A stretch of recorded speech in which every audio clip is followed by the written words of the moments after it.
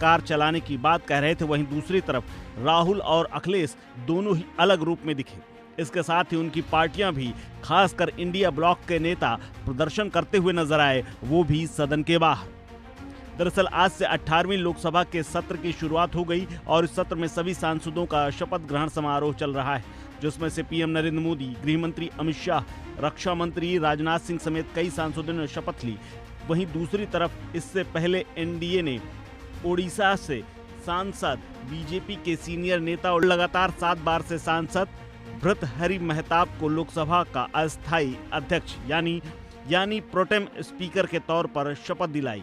इस पर विपक्ष नाराज है और अपनी आपत्ति जताते हुए पहले दिन से ही सरकार पर हमलावर है।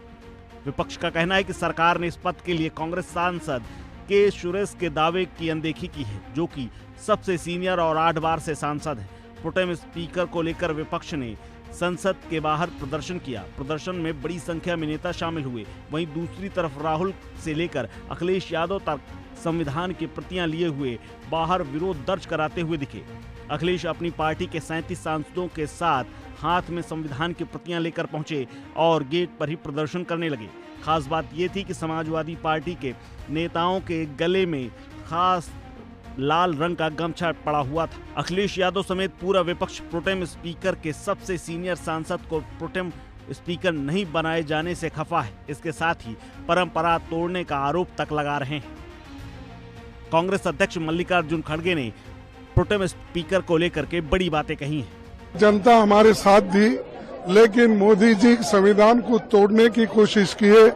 इसीलिए आज सभी पार्टी के नेता लोग एक होकर ये जो प्रोटेस्ट कर रहे हैं, और यहाँ पर जो गांधी स्टैचू थी और वहीं पर हम प्रोटेस्ट कर रहे हैं। मेरे बाबा साहब अम्बेडकर की वहाँ थी और गांधी जी की यहाँ थी, यानी हर नॉर्म्स को, डेमोक्रेटिक नॉर्म्स को तोड़ रहे हैं।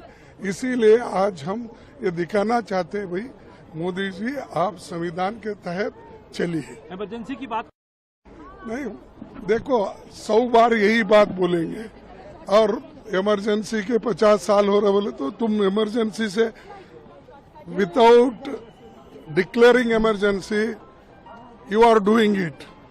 इसीलिए हर बार वही बात बोल के आप कितने दिन ऐसा ही अपनी हुकूमत करना चाहते हैं? हमारे मांग है कि देश का संविधान को रक्षा करना। यूनिफॉर्म सिविल कोड चले आएंगे।